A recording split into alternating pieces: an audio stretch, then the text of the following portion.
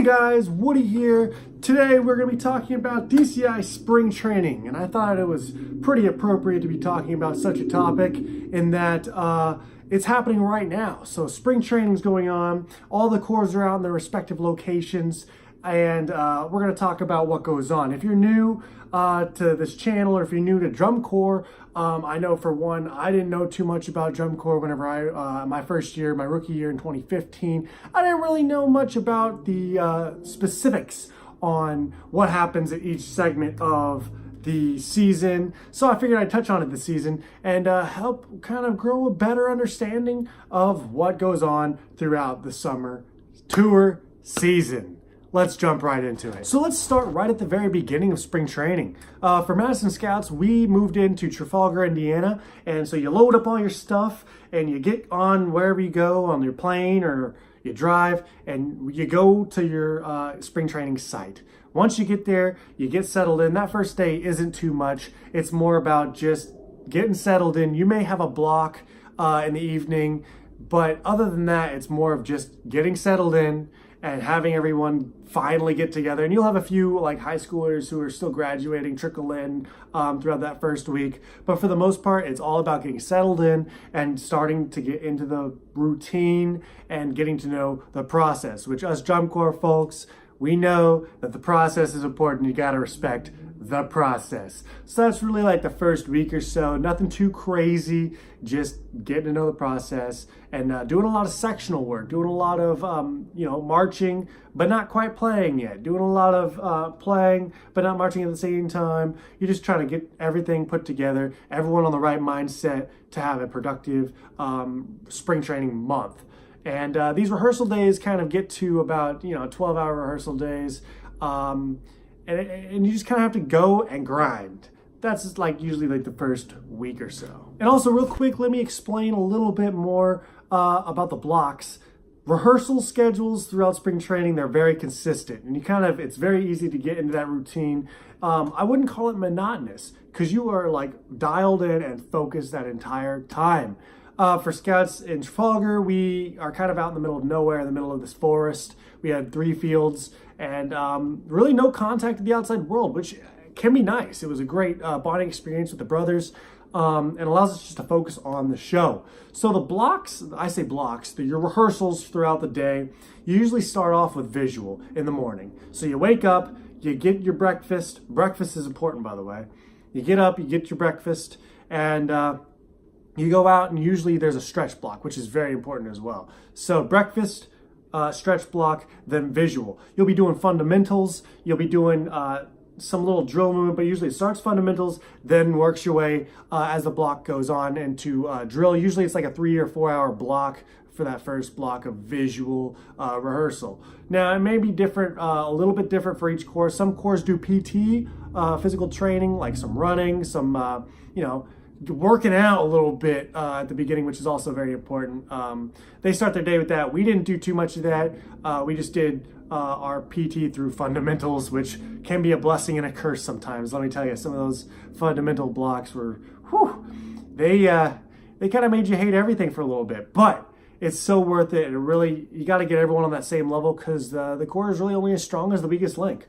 So the first block is that visual. Then you have lunch right after your vis block. That's usually like, 12-ish. Sometimes it's offset, maybe like 11:30. So you get usually an hour or so of break time where you eat lunch. I can't express to you how important eating and staying hydrated is during all of the summer, but especially spring training when your body's finally starting to acclimate to working as hard as you are. So you got your vis block. Then you got lunch. Then you go into usually sectionals for the second block, which is 3 or 4 hours. So once you get working through sectionals, you go off usually, then you come together. Maybe there's brass, full brass block.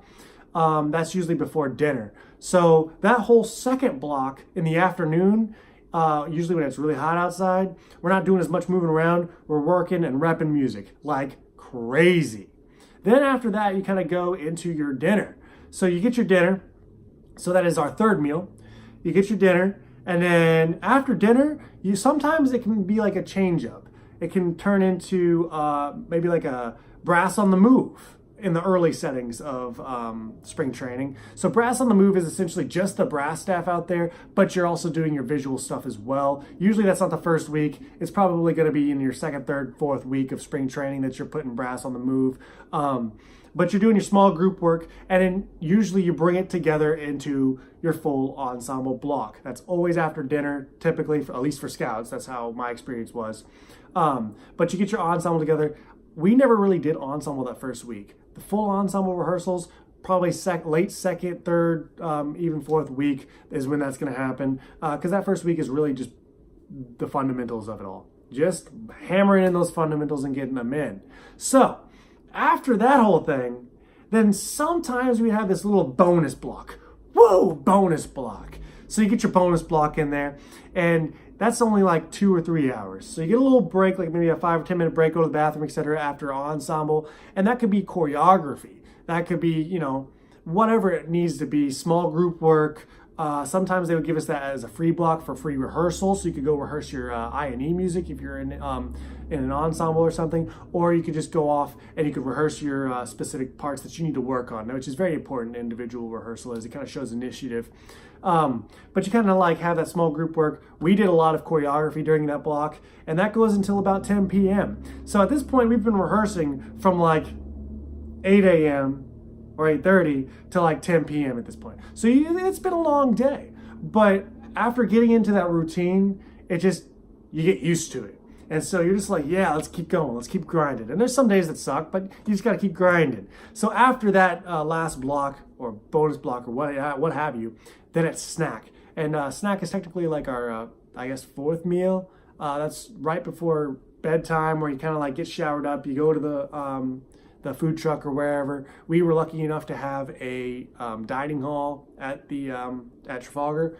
You get that last little bit of carbs in you for the next day to set you up for the night to sleep, and then get up and do it again the next day. So that's kind of like the day layout for spring training. So one thing that I really enjoyed about the Scouts during spring training is usually like once or twice a week we have leadership sessions.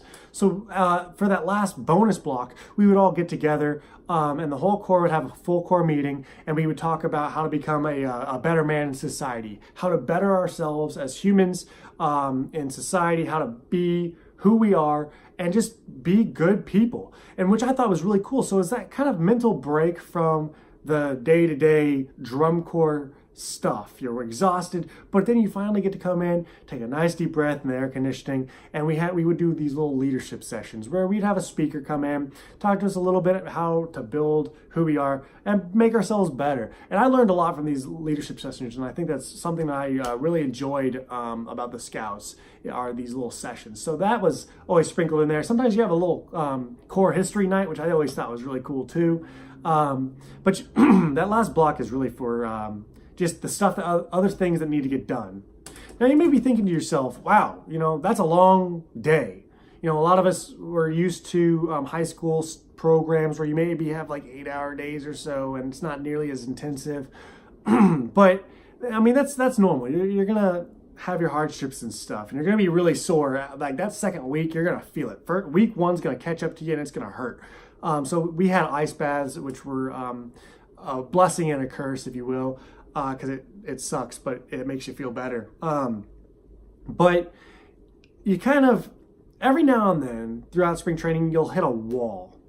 And by what I mean by a wall is you're going to just sit there and you're going to be like, wow, why am I here? I absolutely hate this. This is miserable. I don't want to be here. This sucks. And that's normal. That's completely normal. Don't feel ashamed that you're feeling that way. It's normal. How we got through this at Scouts, it's good having that brotherhood. And every Corps has their family, and I've talked about this in other vlogs as well. But you get through that because you're fighting through the pain, you're fighting through the hard work and the grind with your family, with the brothers, or with your Corps. And nothing is more gratifying than busting through the wall through a week. You may have a few hard days, maybe it's raining and you're just kind of, oh, my shoes are soaked and I'm just soaked, everything that I own is soaked, this sucks, I hate everything. But you kind of start to enjoy it. You're just like, wow, you know, that really sucked. Haha, we can laugh about that now. And it makes for some really great stories. I have some funny stories about, you know, just absolutely hating life, but you laugh at it later on. So you kind of power through that with your friends, with your core members, with your family, brothers. That's kind of how I thought of it. It was just one of those things that you just gotta power through. But once you get through that wall, you grow as a person through that, and you're stronger. You feel stronger. You feel better.